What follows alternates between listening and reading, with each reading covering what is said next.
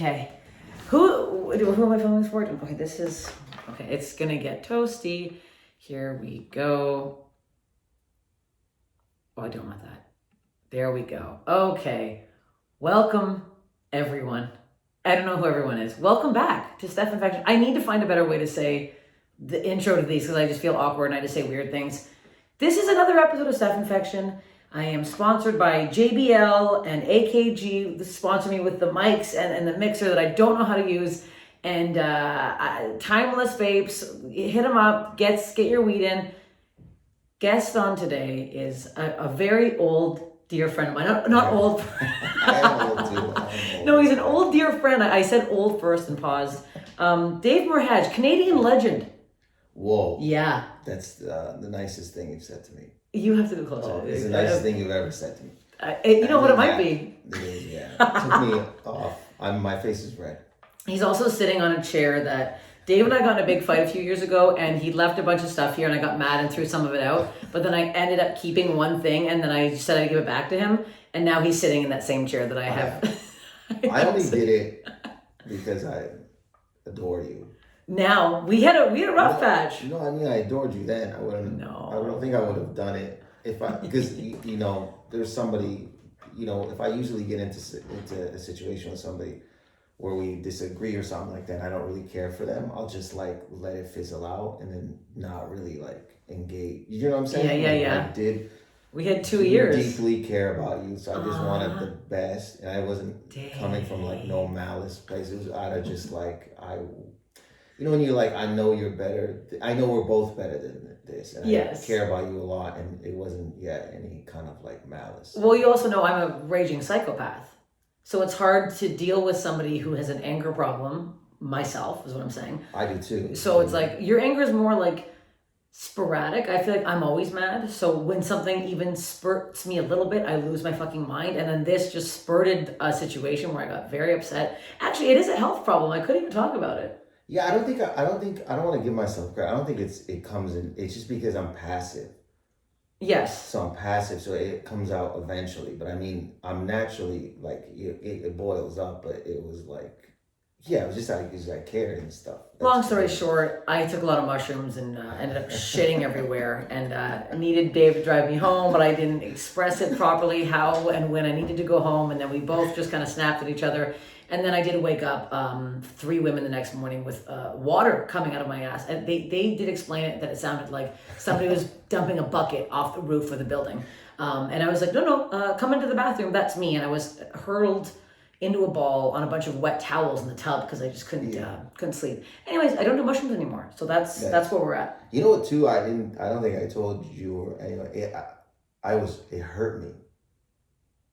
Do you know what I mean? Like just our fight hurt you? Yeah, like I was like it hurt me emotionally where I was like pissed because I was like sad about it. Like I was like, and then I was saying rude things because I was so sad about it. I was like, why would you? Oh, we both were saying rude things. It's not like just, and I knew, it's funny because like I always talk shit about everybody anyways, but like you don't really. No. And then I knew you were, but no one was even telling me. I would just be like, Dave hates me. And then everyone was kind of go like this. Mm-hmm. And I'm like, what is he saying? And no one would tell me because they knew that I would fucking snap. So all of your friends are very good friends because they also were in the same friend group. Yeah. So it's awkward to get in a fight with somebody when you're in the same friend group. But we're friends now. Everything's great. You're on Ramy, which is amazing. You're killing it. Oh, thank you. This is the Emmy-nominated show, correct? You said Golden Globes? What did you say? He won a Golden Globe for Best Actor. Wow. And then nominated for Best Critic Show. Shit. And then Emmy as well for him, and then Mahershala Ali, which was on season 2. But a fun time. It's a fun environment. Like as you know, sometimes if you do some, you might do it for money, or you might do it, just I need to live and stuff. Mm-hmm. This is like everyone there from like the casting to people on set want to be there, and I always bring that up because I feel it's super important because when you get there, you feel that these people are rooting for the show as opposed to like, I'm doing a job. You know what I mean? Like when they want to do a second take, they're like, oh, roll again. You know what I mean? Like, have you been on set before when you know they don't want you there and you're like, fuck. There was a commercial I did years ago and I kept fucking up and I'm like, they hate me and they don't want me here. And I literally was like, they want me. I'm like, they wish they didn't hire me. They wish they fucked up and they wish they asked somebody else to do this. And at that point, it was well, at one point, actually, I was on set with Amanda Brooke-Perrin, another comedian from Canada, and halfway through, they're like, they want to switch the roles. I was like the main character, and they hated me so much. The client hated me so much. Like the director wanted me, but the client hated me. They made me and Amanda switch on site. I was like, oh, this makes me feel like shit. I was like, oh, I'm dog shit. I'm absolute human and dog shit combined, and they made me fucking, yeah, it was very embarrassing. You know, there was... Never saw the commercial.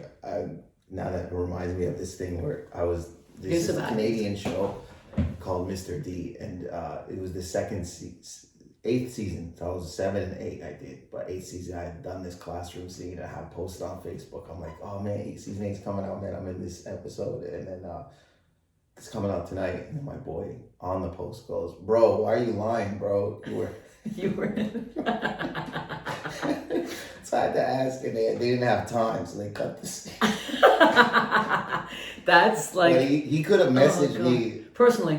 I think he did, and I can't remember if he did both, but I was like, why do you have to put it on the post? That's so funny when people like have no... He probably was like, a genuine nice guy and a fan too, but he didn't realize he was like, hey, you fucking loser. You've been snipped out of the scene. It's so sad sometimes. It is, honestly, like I posted about doing something the other day, and I'm pretty sure I'm going to be cut out of it, and I know I'm going to be cut out of it because I heard the director say, we're cutting this part anyways. That makes you feel good. When you're on set and you hear the director say they're cutting it out, you're like, oh, I'm trash.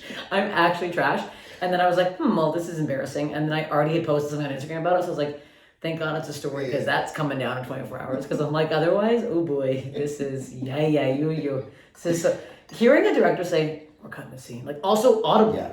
Like he could have whispered it or texted the other guy. He's like, I'm literally like, I almost went, I can hear you right now, right? Like I'm. They don't care. But I mean, it's also good too because you get the honest truth. I mean now, like at this point, like I've been cut out of stuff, so it doesn't hurt as much. Well, I hadn't even said the line yet. The problem was I didn't get a chance to do it. Like if I got to do it, is this a weird setup? I'm like looking at the camera, I'm looking at you. I haven't figured out the setup. I'm like, you awkward here. You're facing the wall. We're doing a podcast. Dave's facing the other way. Good to be back with my good friend facing the wall. Because I'm just trying to stay focused on. No, you're close enough now. You're good. You're good. No, I didn't need to. I was like, can we change? I'm like straddling. I can turn. I didn't. Let's turn the chair a tad. Let's turn the chair a tad. It's too. There we go. Okay. There we go. Wow. There we are. Better. There we go. You were facing the wall, weirding me out. God damn it. See, this is very hard when you do a setup on your own. It's in my bed. It's in my spare room. I like to brag. I don't like to brag because it is actually in a very bad neighborhood. But here we are doing my own podcast because you know what?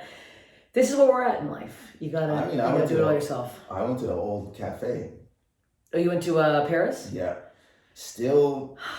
Paris. The same kind of bullshit. If you are ever in Hollywood, East Hollywood, there is a cafe called Paris Cafe. There's a big palm tree in the middle of it. I don't know how they got it there. It's run by Armenians. I think. Yeah. There's been no masks there the entire time. I went in with no masks. No. There also hasn't been the whole pandemic. I went in pandemic. Absolutely not a mask in sight.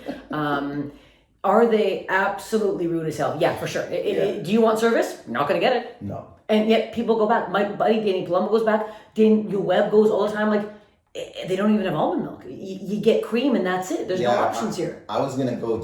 She's like, do you want milk, cream? I go. And I was about to go almond milk. I go. No, you're not asking for. There's no way. There's absolutely. Just give me the coffee. It's right off the 101. Every time I tried writing on the patio, this man would blow cigarette smoke into my asshole. He was so close to me, and I was like, I don't know.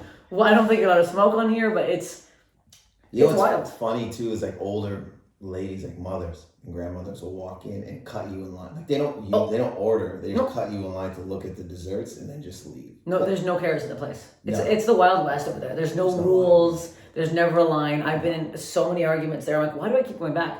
You gotta go back. I drove purposely. I was like, I'm gonna take the highway. I'm gonna get off here. I'm gonna park. This is like old times. I walked like through I was like, oh, I remember I used to walk here. Yeah. It used to be in this hood. I did for like almost like a year, I would say. The burger joint up the street too got me sick twice, and I kept going back to it. That's wild. Which burger joint? The one that's attached to the grocery store. Oh well, of course. If you're going to anything attached to a grocery store, I don't know what you want. This area of Hollywood it's like there's nothing here but literally that coffee shop, that burger place that made you sick, and then John's, which If you want produce that's been sitting out and rotting for roughly 3 weeks, that's where you go. You can't get anything there that's fresh. They don't have that. That's not an option at John's. Shout out to John's Liquor Aisle, though. I will say that's what I was just gonna tell you is like I bought Ciroc there a few times. Yeah, they got. Are you drinking these days? What are you doing? I do, but not as much as I used to. My body can't take it as much as I used to. You got those for a whole month, like before. I find the hangovers now. We're at that age where the hangovers are like literally wild. I'm like, I can't have a day. 3 days. Yeah, it's 3 days. It's like I'm older than you, like big time. So I'm not. Yeah, so 41 next month. Wow, this guy doesn't know his age, where he is. 41 next year. July, yeah. July. Oh, you're coming up. Okay. His birthday's quite soon. It's absolutely. I feel like though I've done worse stuff to my body than you've done to yours. Like you seem like you didn't do a lot of like Molly or cocaine, or you've never taken Plan B. I hope not. No, I took something once for like periods. I forgot. I thought it was a Tylenol. And my sister and mother were like, "That's not for your head." And I was like, "Oh." You're like, my cramps are gone though. Yeah, I was like menstruating. You're the first man to ever menstruate because you just didn't. How you didn't read like Tylenol it's got a label that you've seen for years too. Like I don't know how you missed that. Well, I mean, I've also taken a pill to knock me out to sleep on a 45-minute flight from Toronto to New York. Oh, let's talk about my I have a couple of favorite Dave stories, and I'm going to tell them right now. My favorite Dave story of all time. We were going to, oh my God, that was such a funny show. Okay, we were going to do a college gig in Thunder Bay. And we get on the plane, and it's literally us, and I swear to God, the pilot was sitting in the back with us. I was like, why is the pilot back here? I was very confused. Nobody else on the plane. And Dave's like, I brought out these grab balls, and grab ball for Americans that don't know, they're like anti-nauseants. And there's kinds that make you sleepy. And I specifically had the grab ball that didn't make you sleepy because the plane ride was so short and we were about to go perform that night. And they were ginger grab balls, 0 sleep. I give one to Dave.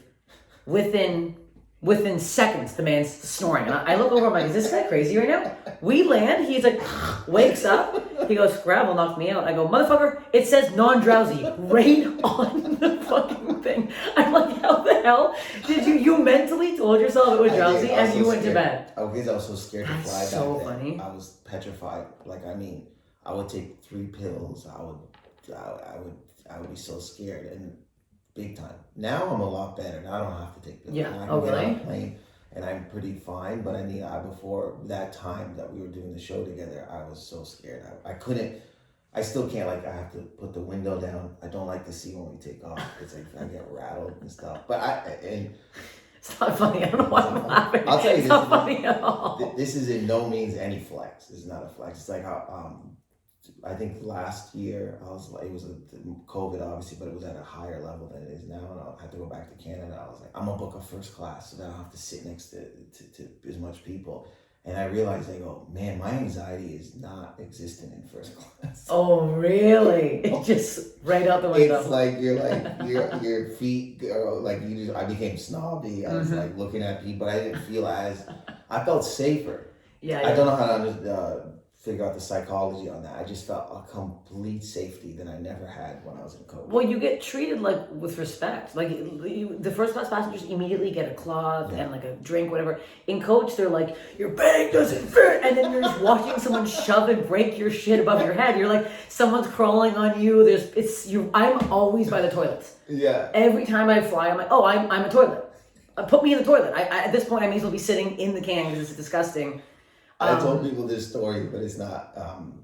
Some lady or somebody walked past in the first class to use the bathroom, and I remember I looked at her like, get the fuck. I've never done it. I was like, get out. You go, stewardess, she's not first class. I go, taser. Get the fuck out of here. You pull a Karen, get her out of first class. Oh my actual God. I'm like worse now with flying. Back then I was okay. Now I have to do the thing. A lot better. Yeah. I was like, I didn't take anything like, I've taken Valiums before, which I love Valiums and Percocet pills. I love those a lot. But I mean, I never took them for flights. No. I think I was offered. No, I think I have. I took like, a lot of Valiums one time in Calgary, and I don't remember. I got off stage. I was headlining, and Doug Matai was on the show, and he goes, "Hey, how'd you feel?" And I go, "Great." He goes, "Hey man, come here." And I go, "What?" He goes, you don't look the same. Oh no. Your comedy, you didn't do comedy like you normally do." They go, what are you talking about?" I guess I was so high. Oh, That everything was slower. Oh, just like you in slow-mo? Yeah, but I didn't know. I was like, I feel great. And Doug was watching the whole set like, what the fuck is this guy on? You're just like, and then I was walking down Queen Street, and I was like, what is this guy saying? Because I smoked weed, I drank Caesars in the morning. I think it was me and a comic, Drew Bain. And I know Drew. Yeah, I was going off with him. I was going off. And I think he might have been like, what did he do? Like, I was all day. I was in Calgary, yeah. I remember it, but I love Valium. I don't know if I should be saying. I've never taken Valium. It just makes you relaxed. It does, and then Percocets is, it does too. It's like for your pains, like if you have back. I think I have back problems, so I took it, and I was like, oh, this is too enjoyable. I have to stop because it just kind of solves that back problem for you. And then solves your mental problem and your flying problem. Ooh, I was flying. I had to come get me one time in Toronto from a club because I was mixing it with booze, and I was dating this girl, Caroline, at the time. And she saved you a lot. She saved me a lot. So she got me home, and she goes, "You gotta get undressed so you can go to bed." And I was just like mumbling. I was like, "I ain't gotta do shit." I was like leaning over. And she's like, "We gotta put this guy in pajamas." I'm gonna slap you across the head. So I did kind of abuse, I guess, my body, but I never did coke because I just didn't understand it. Heroin, I never did. I had a family member who was addicted to it, so that was always like off-putting to me, obviously. And then I've done ecstasy. Well, back then it was ecstasy, probably in my early 20s, like for like 5 months straight. We were doing it. So and then amphetamine, we'd snort. I sniffed a Whippet can, the Cool Whip can, because we didn't know what Whippets were. Someone was explaining us to it, and I was like, let's go to 7-Eleven. They have the Whip.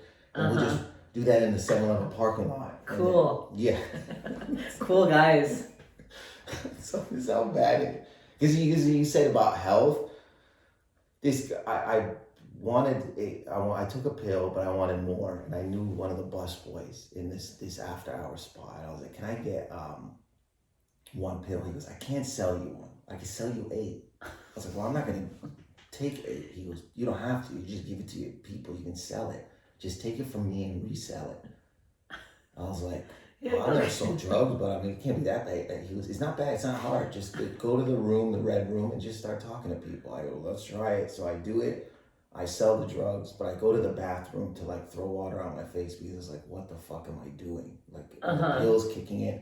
And I feel a hand on my shoulder, and I turn this to bouncer. He goes, where the fuck is the drugs? I was like, what? And then he goes, come with me. And I was like, oh, and he kind of like lifted me in the air, which I was like, I told him, I was like, I'll come with you. You don't have to lift me. Wait, how was he carrying you? Like scooped you up like a baby? By the two hands on the shoulder, like Uncle Phil and Will Smith. Yeah. And he brings me his back room, puts me on a stool, and he goes, where are they? Where's everything? And I think I had given the money away or had some portion of the money, but the drugs were gone. So I didn't have the drugs. So he starts unzipping my pants to like check, I guess, around if I stuffed them in my underwear. And I was like, but I was so high. I was like, what are they doing? Yeah, so this guy this is illegal for this guy to do this. Yeah, and then he goes, somebody's name, he said, is coming to talk to you. And then the door busted open. And it was this big brown guy, like he had no neck, it felt like. And he goes, where the fucking drugs at? And in my head, I go, oh, is this guy gonna suck my dick? Yeah, if you don't give me the drugs, I suck your dick right now. Because my pants were half down. I go, this is a weird, because I was so high, I go, what kind of tactic is this? So he came over and slapped me in the face. Oh my God. And knocked my glasses off. What? Yeah, it was a very hard slap, but I was so high. I assumed he wasn't like a little French, excuse me. Open hand slaps are also embarrassing. Not only do they hurt, and then he hit me again. Oh my God. And then I was like, they realized I had nothing on me. They just took maybe some money. And they're like, put your dick away. You're like, I thought your dick was out the whole time. You're just jerking off. They're like, this has nothing to do with it. You're like, this gets me off. Stop slapping him. He loves it. He's like, going off. Can you do it too? Can you slap me too? But then they just threw me out into the party because the party had just picked up. So they didn't even kick you out of the party. They're like, get back out there. Are you bleeding? No, I didn't bleed. I was just sitting on the red room area. It's like you have these like benches kind of thing. And then the bus boy who I knew came over. He goes, whoa, that was wild. And I was like, what? He goes, man. He goes, what are you doing next weekend? I go, He was like, I just got slapped the fuck out. My boss loved how you move those drugs. Do you want to come back and sell? My God. And the boss was the guy who slapped me. This is psychotic. And then the boss hit me in the face. Then you went back next weekend. I went back next weekend. No, you didn't. I didn't sell. I was just going back to party. I was doing glow sticks. I was doing glow stick shows. I loved the glow stick situation. I used to do it all the time. I used to get up on the barrels.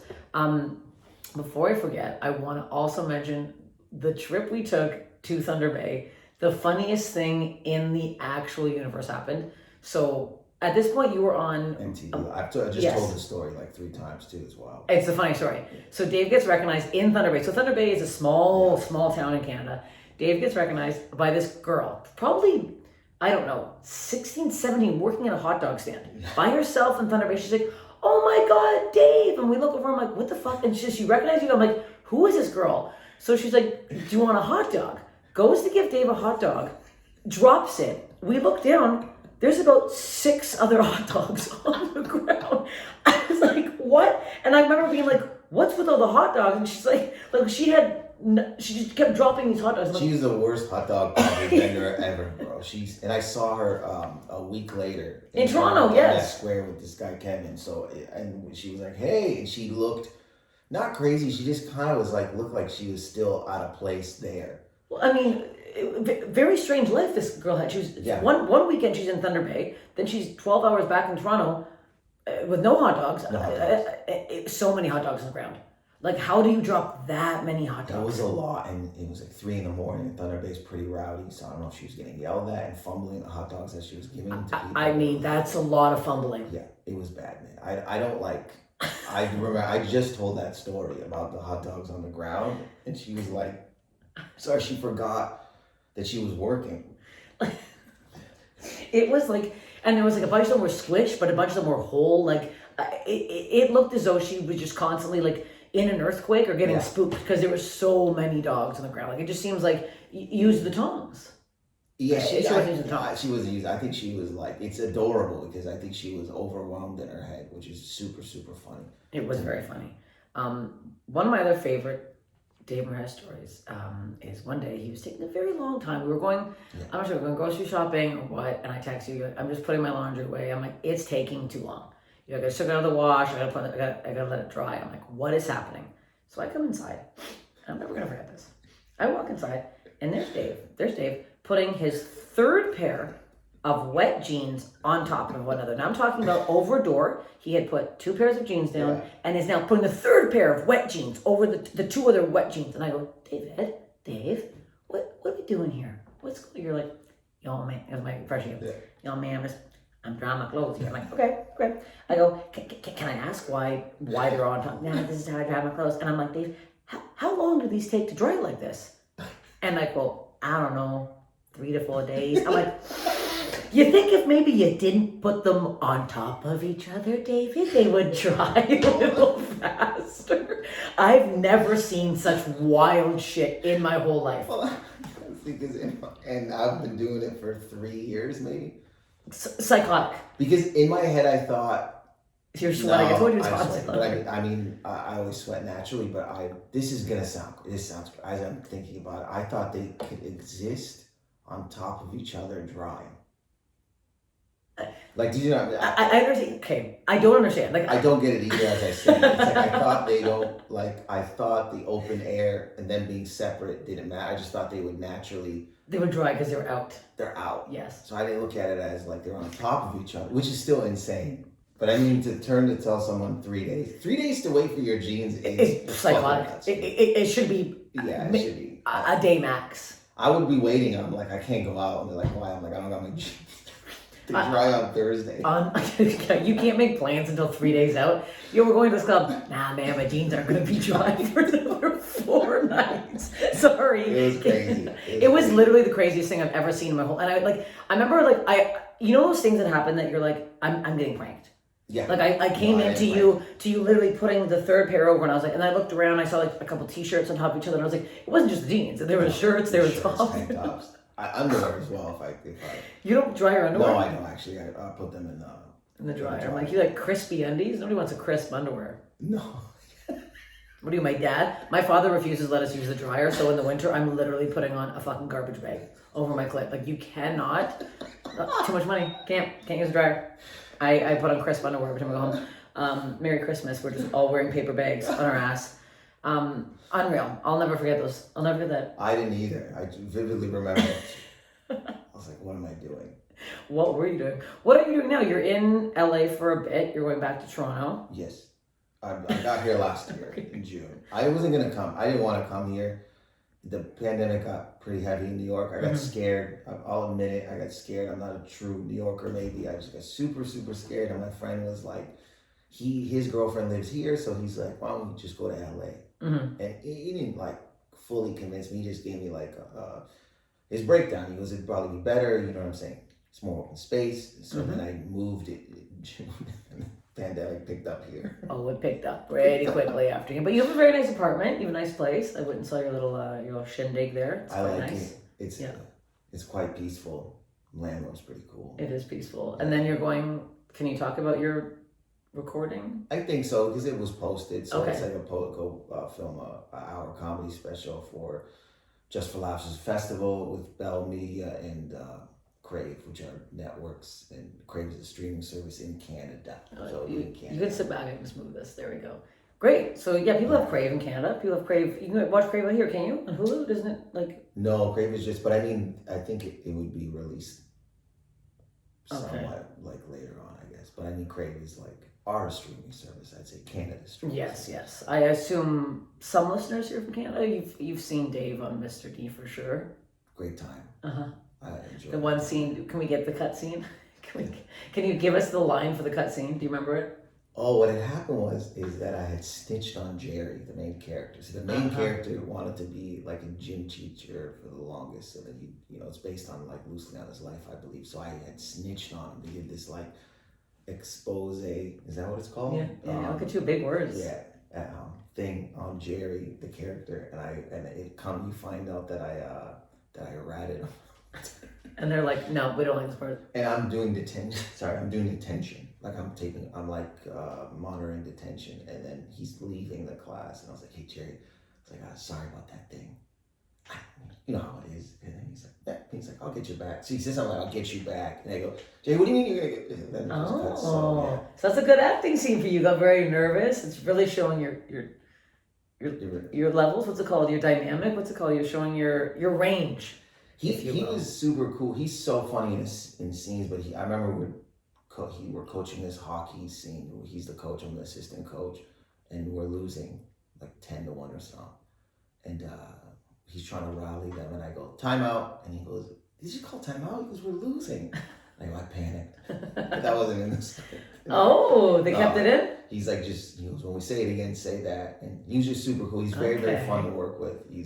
I think he's one of the funniest people I've been in scenes with, because he can riff, and there's a lot of times where I broke, but I cover my mouth, like I turn my body because I was gonna laugh, so it just looks like I'm just turning. Pulling a what's his name? Jimmy Fallon. Yeah. That's what you are on Mr.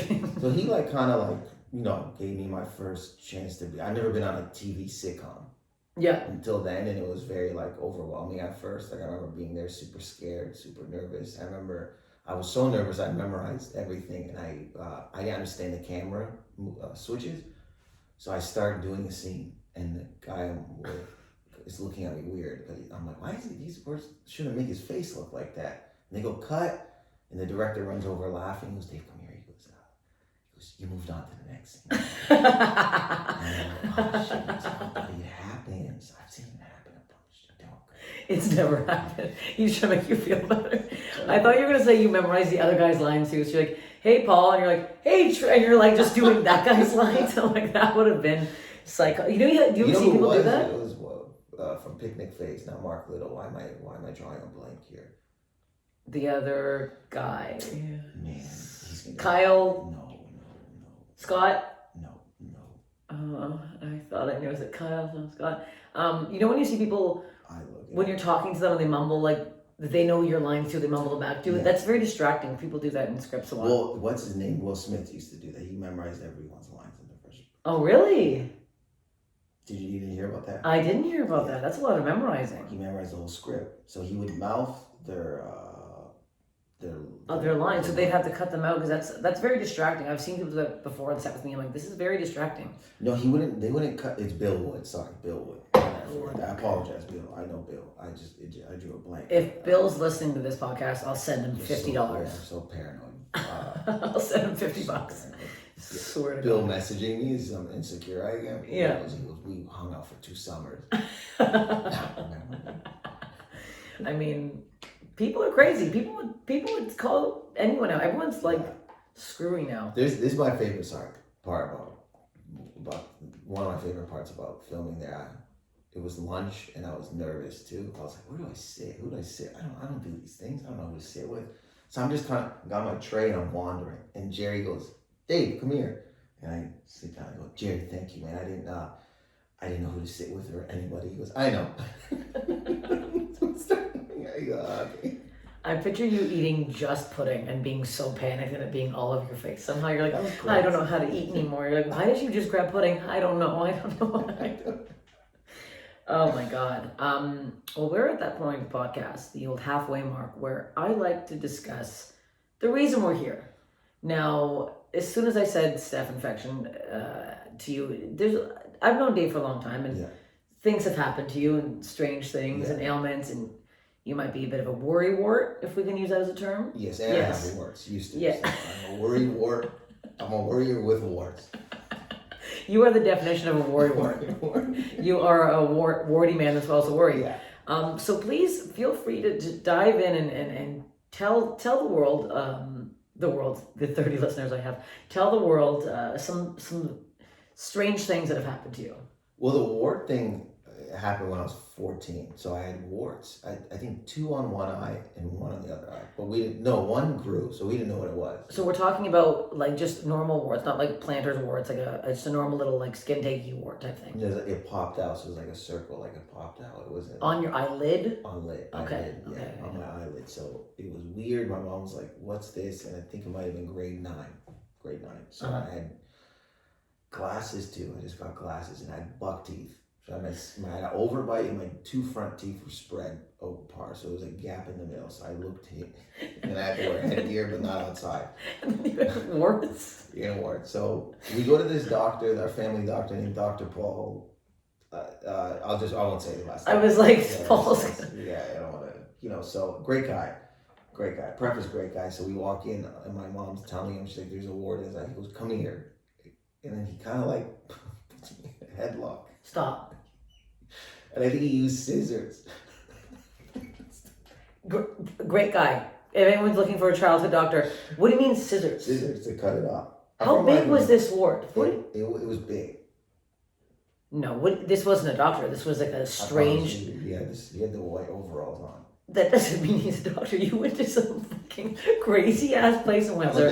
I was like, you were not at a doctor's office because I've had warts before. You use like a burning thing. It's like that's what happened next. So then they kept growing. So it doesn't get away when you snip off the tip. That's not how it works. Exactly. So then they kept growing. So then they're gonna have to freeze them, and they shoot a needle down. Like the needle comes out, and I remember being so scared at 14. I was like, I fucking hate this. And you could see the needle coming because it would go slow, and it would just freeze, and then it killed off the 2. So, but there's still marks on my eyelids, and so they got rid of them. I think there was 3 or 4 total. But I'll tell you this though, in high school, people will shut down a conversation when they clock a wart. Like midway, people stop talking to me. They're like, "Is that a wart?" I go, "Yeah." They're like, "Okay." Why didn't you say it was like a sty or a skin tag or something? Because girls would like. I remember I told a girl, I was like, "Oh, I think I like this girl." And she goes, "Ew." Like she was like, "Ew." Like that's not gonna happen. You're not gonna go with that girl. And I was like, "Oh." And I remember just being like, "Man, I'm never gonna have sex with any woman or kiss a woman because of these warts and buck teeth." How did you? Okay, I've never heard about warts being on eyes before. Yeah. How did that happen? I've seen I had plantar's warts on my feet because of swimming, but were you rubbing your face against the bottom of a pool floor? How did you get because they're called, I have a bunch of them. Like they're not grown, but they're just marks on my face. Yeah. And I thought the doctor a few years ago thought they were cholesterol pockets. So So I have to get a cholesterol. So I think I have like high blood pressure and a little bit like high cholesterol and stuff. But I think they didn't really tell me, and they just went away. So they've never been back since high school. So you didn't have sex with the warts? No, I didn't kiss a girl until grade 12. Is that when the teeth connected at the front? They were at that point. Yeah. The teeth have been connected now, and the warts have been burned off. I had sex at 19. This woman had a huge forehead. It was outside of Windsor. And she goes, I have to pee. And at the time, I thought, I'm doing a great job. I was like, I think having sex with her enough. No, you could have, though, because that's what squirting feels like.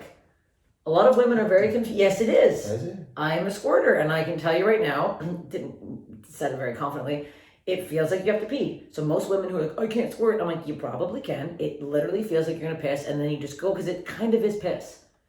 So you could have been. Yeah, she had a big forehead, though. No. I mean, that's the part that you seem to not be able to get past right now is the forehead. This is the gross part. So this is bad. My friend goes, I have had sex with her. I know you're a virgin. I know, you should have sex with her. I don't know. I believed I listened to him. I go, yeah, let's go, dude. So we drive out. It's 40 minutes outside of Windsor, where I grew up in Canada. So we get there, and she was living with this older lady who looked like she guarded a carousel at a carnival. So we're talking couple teeth. Yeah. Straggly hair. Smoking cigarettes. I'm sitting next to this girl who I'm about to have sex with. She goes, so you guys are gonna, you're gonna do it? Like she talked like, you're gonna do it. And then I'm like this, and I'm so nervous. I go, man, I don't even know how this works. My boy gave me a condom. Okay, good. We have sex very briefly. And then so he's just waiting for you in the car? Was he talking to the car? In the front. No, they were hanging. He was hanging out with the older lady. So then we drive, and then we drive back to Windsor, and then he's like, so how was it? I was like, nervous. And I'm like, bro, he's like, did you use the condom? I go, yeah. I go, it's in my pocket. He goes, what the fuck did you say? I don't know. I didn't know where to take it. I thought she was going to do something with it. So he goes, bro, you got to get rid of this. So we drove into the 7-Eleven we go to. Oh, you used it and you had it. I thought it was, so now you have a full condom in your... with semen in it. Did you tie it? I don't even know. Loose. So drive into the 7-Eleven parking lot where we frequent every day, and he goes, I'm going to turn the corner and just chuck it out the window. So as I throw it out the window, one of the guys we know turns around to get cigarettes to give to the customer. So he just sees me chuck a condom. So I think the next day he was like, Dave, did you? And I go, no. Wasn't me. I thought you were going to say you hit this man in the face with a condom and I was going to lose. Just, can you imagine anything more gross? Kids used to fill up cups, pop cups and throw shit and piss out the window? That'd be worse. So it could just, the way it would just stick. Well, I'll tell you another story. And it's having sex with this lady. Big forehead. No. I forgot what she did. I think she was maybe giving me a hand job. I don't remember in a sense, but she had put lotion on it, and I don't normally do that. So I was too aroused, and I was. Okay, wow. Don't put lotion in your Dave Merheje. Gets a bit too aroused. Never again. And I was wasted, and then she was wasted, and then I relieved myself, but it shot in the air. And then it fell back on I was too drunk and it fell on my cheek, and I fell asleep with the shit on my own stuff on my face. How high up did it go? It literally went. Dude, it skyrocketed. I was like, never again. I told her the next day, I go, don't ever put lotion on me. I was like, you bring that. I told her to leave the lotion bottles out the room. You know what's that? I literally picture the sound effect. You know when somebody hits that thing at a fair and it goes, and that's what I feel like the sound made, and it just went flying off. It flew in the air. It was so close. God, that's a lot. I want to just get back for a second to the arrangement with the big forehead woman. Was this just her thing? She just was ready for guys to come out. Did you call her? It seems like a very planned. No, my homie was dealing with her, and he was he talked to her, and she's like, I'll do it. But then she became she wanted to hang out with me, so she showed up at my work. I worked as a delivery driver for Papa John's in Windsor. Huge brag. When I was a kid. And then, I was in college, and then she showed up, and then my boss was my manager, not the owner, but he came in the back, he goes, there's a woman out here. Tim was his name. Tim's like, there's a woman out here that wants to talk to you. And I peek out, I go, oh, it's forehead. He goes, forehead from here to Saskatoon. You're like, that's her. That's the one. I know exactly who you're talking about. I lost my virginity at 19 as well. Both were older. Yeah.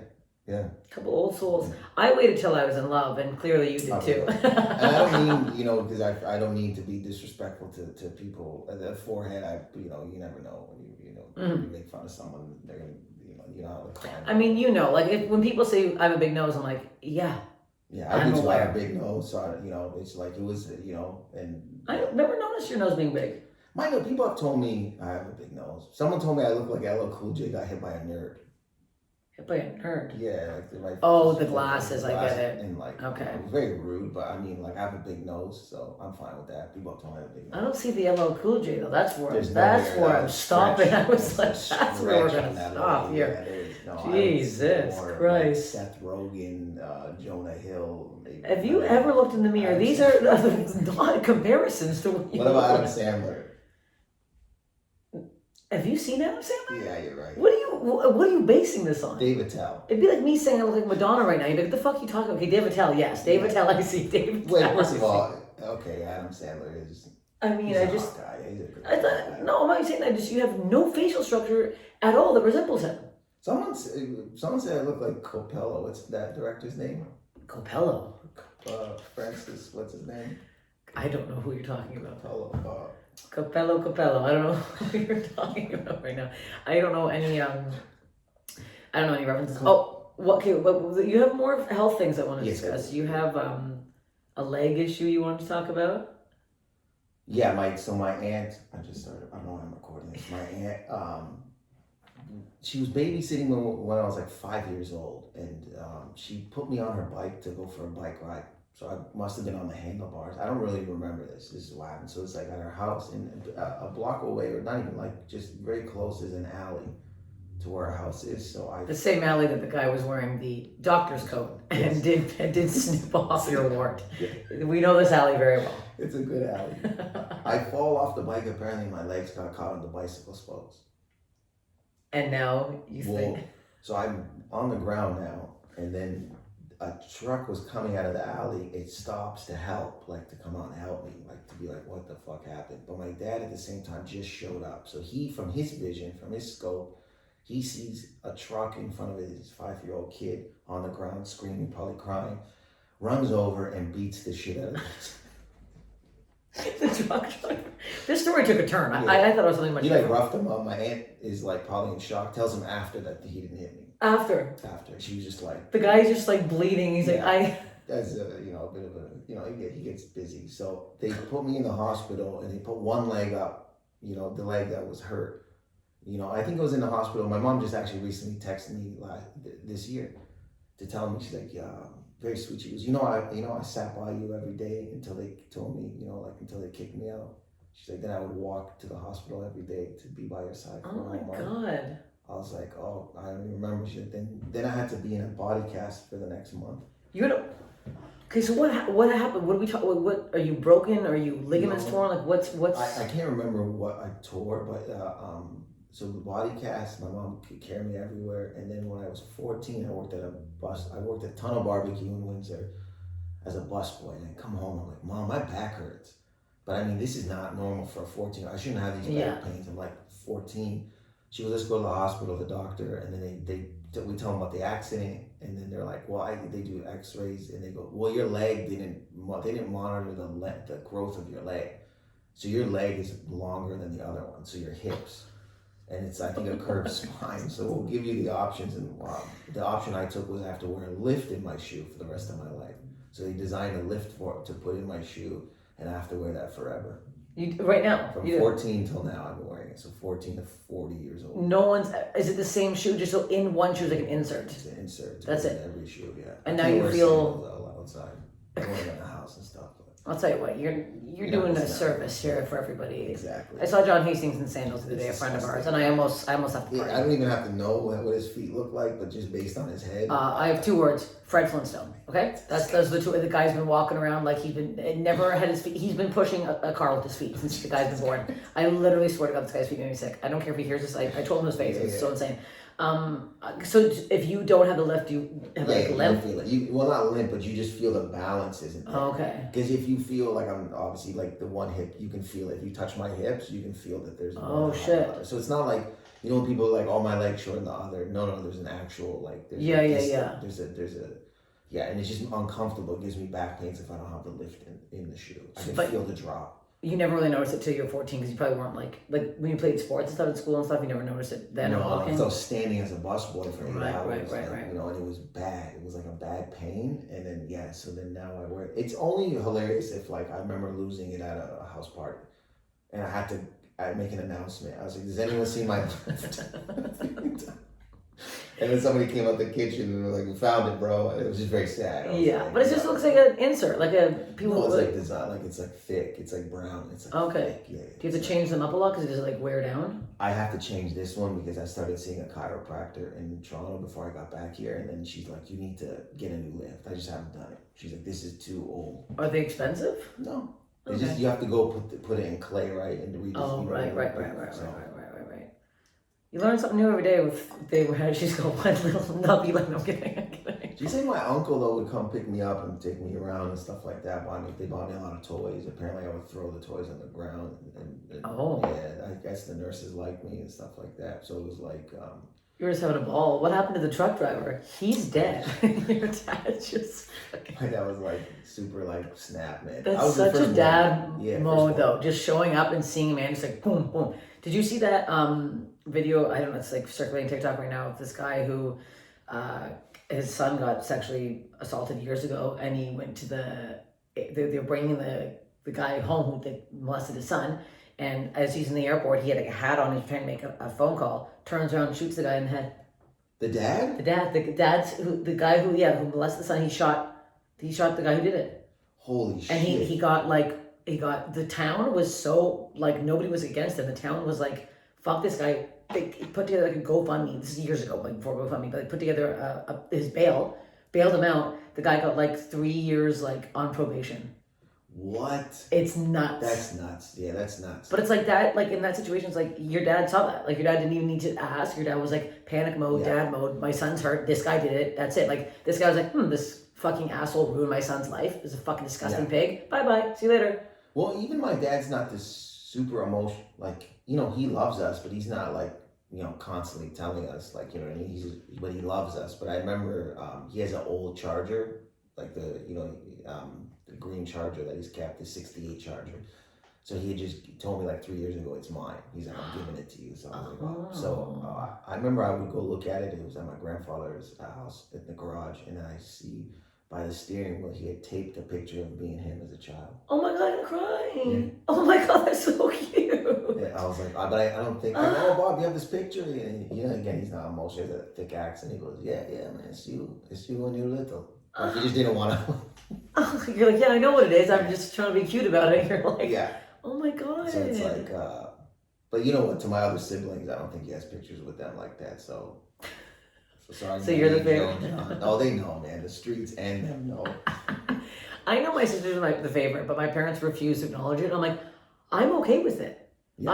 I also like my sister the best out of all of you. No offense, mom and dad, they're not listening to this, but Jess is the best one. We know this. Yeah, Jess is great. Jess wasn't arrested. Jess didn't talk back. Jess is nice. Jess lives in Toronto. Jess is getting married. Jess has her life together. Jess isn't putting on a mustache and having sex with a bunch of men. I don't know what to tell you. No, I've had the mustache around. Well, you have another story about the big fight. You had you had a crazy. This is so me and my. I'd say one of the funniest people. Too, very funny, Patrick Akeem, Toronto comedian, best friend, love him like a brother. He's a nice guy. We love talk to him every day almost. It's like for 2-3 hours, I could talk to him forever. So I'm staying because I'm about to move to LA. So I'm going back and forth from Toronto to LA in 2015. We're at this house that I used to live at. So I'm just staying there, and it's like a 3-level house, I think. Yes. And I'm in the middle part, and it's Euro Cup or the World Cup. I can't remember, so forgive me. And he's playing it loud, like obnoxiously loud. And he always would do that. And we'd be like, yo, can you turn it down? And he just, we always talk to each other like, fuck you, no, fuck you, whatever. So he has no shirt on. I remember that. So he's playing it loud, and I had to do something. I go, Hakeem, fucking turn it down, bro. What the fuck is wrong with you? And then I hear footsteps, like, bah, bah, bah, bah, bah, and then I turn, because I'm sitting at the table, and his gut is in my face. He has no shirt on. And we used to play fight. So I got up, and when we would play fight, I would do this impression of a cat, because he can beat me up. So I go, I can do this whole cat, and he would giggle, whatever the case is. It's stupid. But it's very weird. Never heard that part of the story. Yeah. And I put him in a chokehold or something. I'm winning. By chance, I'm winning. And I think he can feel it. And he doesn't like that. So he kind of spun me around in the kitchen. And there's like a big glass window. And it's like a level up. And he shatters the glass. My body, I shatter the glass. But thank God, because he held me and he held me back out. Okay. Like, so like he didn't let me go. Yeah, I didn't fall in because I would have died. Because when we turned around, it was a huge glass where like my neck could have went. Oh my God. It was like pretty scary. And now we're in shock. We were giggling and now we're in complete shock. And then he looks down and he's bleeding. He has slipped his somewhere in his hand, and he kind of like doesn't go numb. He just kind of, you can see he's like fuck. And our friend Pat Bircher, another funny comedian, is in the house. If Pat wasn't there, because I started to like freak out, panicking. So Pat's like, we gotta call an Uber and stuff like that. And we get to an Uber. And at the time, this comedian from New York was visiting. He was staying with us, Richie Redding. Richie Redding had gone for a jog before this all went down. So I can only imagine what happened when Richie came back and saw glass in the thing. So you guys were gone at this point. Yeah, so you came back just to blood and glass? Blood and That's glass, so right? funny. And Pat trying to explain to him why two grown men fighting. So we go to the hospital, and it's like, at the time, I don't think Hakeem had transitioned his health care, because he's Quebec. He's from Montreal originally. So I'm talking to the lady, and this guy's like, I'm like, fucking, like, we got to get in there. I called my agents. I know they had called me for something. And they're like, what do you, I'm like, I can't talk. Hakeem threw me through a glass window. He's bleeding. And they're like, what? I'm like, yeah, I know. I'm at the hospital, man. And they're like, what the fuck is wrong with tonight? And then I go in, and the nurse goes, I can't do a Jamaican accent, Jamaican lady. She goes, you stay outside. And I'm like it was like kind of like rude. I was like, okay, dude. And then they're in there for a while. He comes out, he's band-aided up, he's like fixed up. And then he goes, let's go. I go, yo, what the fuck wasn't this lady let me in? He goes, let's go, I'll tell you outside. So we go outside, and I go, why did she let me in? And he goes, because bro, she's talking to me, fixing me up, and she asked me if you were my partner and you were abusing me. And I go to him, I go, he goes, what are you laughing at? I go, I mean, this is huge, though. Like, if we were dating, I was the dominant. Oh my so God. I go, what else happened? He goes, I had to tell her the truth. I go, what do you mean? He goes, I told her we were play wrestling. She goes, you boys have to get a job. She's not wrong. And then the crazy part about Hakeem, so he's band-aid up. So you're not cut at all. I'm not cut. Not a single thing. Not a single cut. And I luckily, like, it was like, what, I don't know. So your body was the one that hit the glass. I hit my back, my head hit everything. He didn't go and he just has like slit like on his wrist. He cut himself. I could have died probably. I could have been. God's grace. It was so. The next day we do a show outside, and there's a heckler. Heckler throws a fucking shot glass at Hakeem's face, like on his eyes, and Was he bombing? Why did he get a shot? I don't know. The guy was he was drunk, and then Hakeem, and then it was a great. Then Hakeem went and did another show, bleeding from his eye, like and it was back to back. The hustle's real. Hustle is real. So it's a test. And I think he got more respect that time than anything he's ever done. I think at that time. People were like, did you get hit with it? Not only did you throw your buddy through a glass window, you got hit with a shot glass and did a set. And he Phil Luzzi and Sandra Battellini's picture show. Remember the one? Yes. And with an eye bleeding. That's so funny. Oh my God. I can't believe you had nothing. No cuts. So what happened too is like I probably shouldn't say it. We were like, let's put on a show and for like about the glass breaking stuff, and then we got a deal apparently on the glass for like $200. We thought the glass was gonna cost $1,000. Deal for like Massimo. Remember Massimo? Got you a glass deal.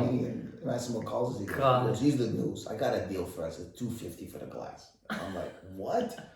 And then we just we already put on the show and That's so got funny. the coverage.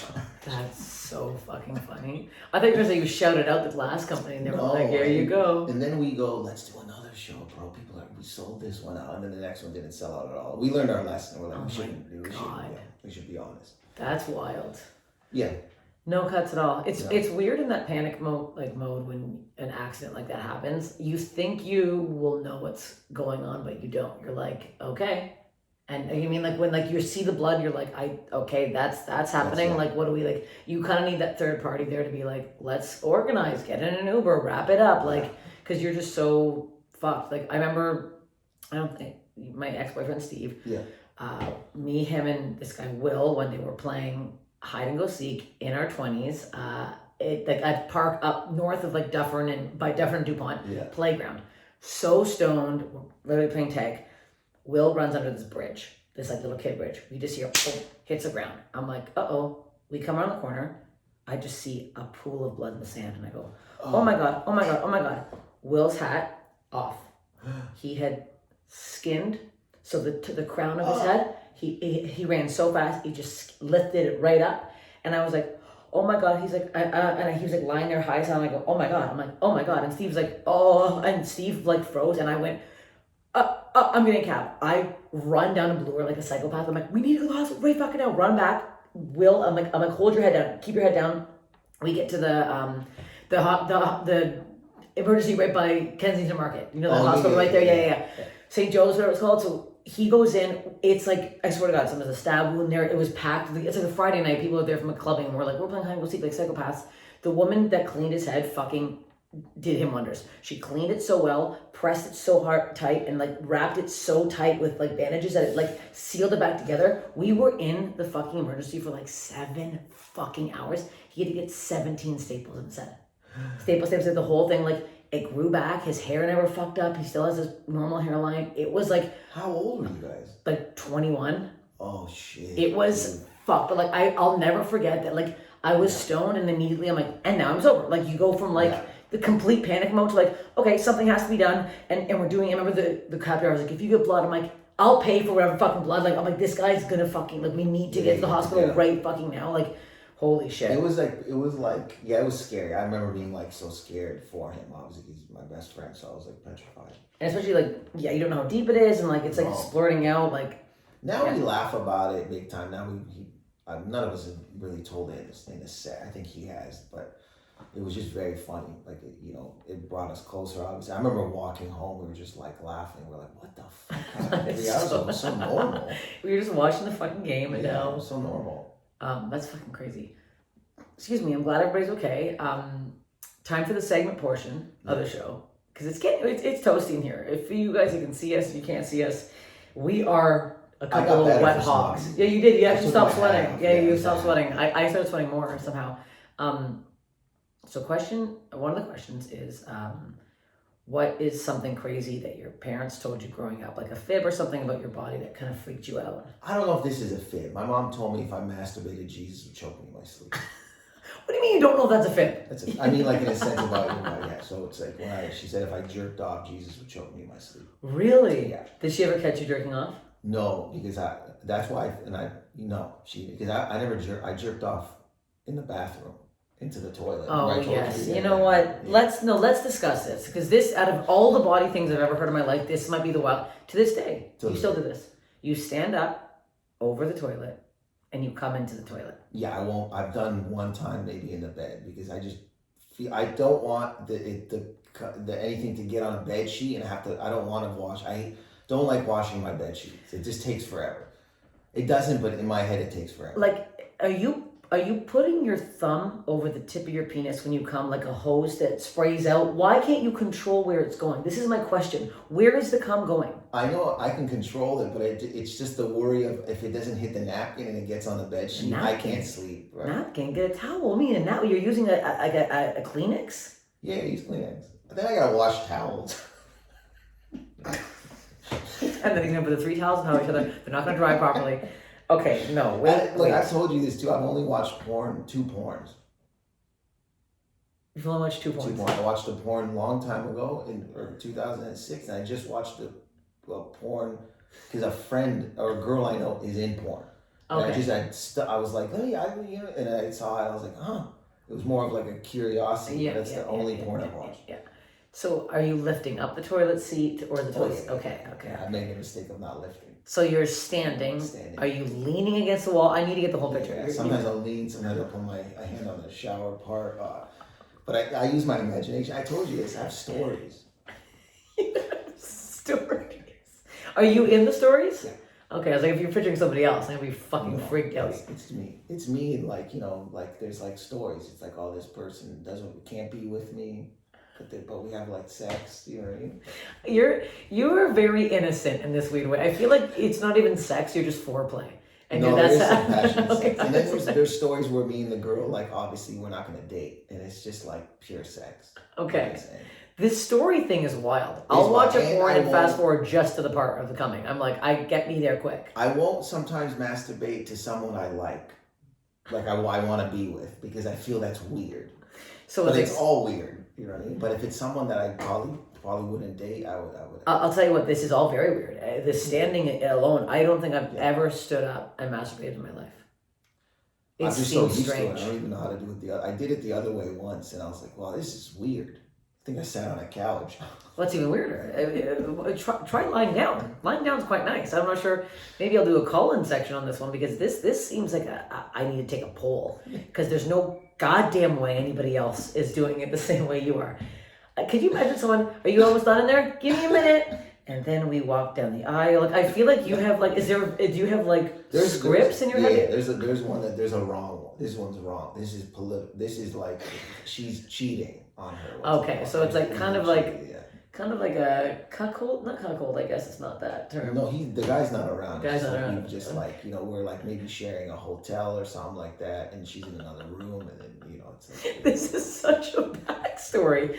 She's room 201. I'm room 204. It's close, but not close enough. You can hear the ice machine down this. Like you're you're. It's like she comes over and she's like, I can't stay here any longer, and then it's like yeah, then we just have sex and stuff. I can't believe the backstory that goes into all this. This is crazy. I mean, it's not. It's wholesome.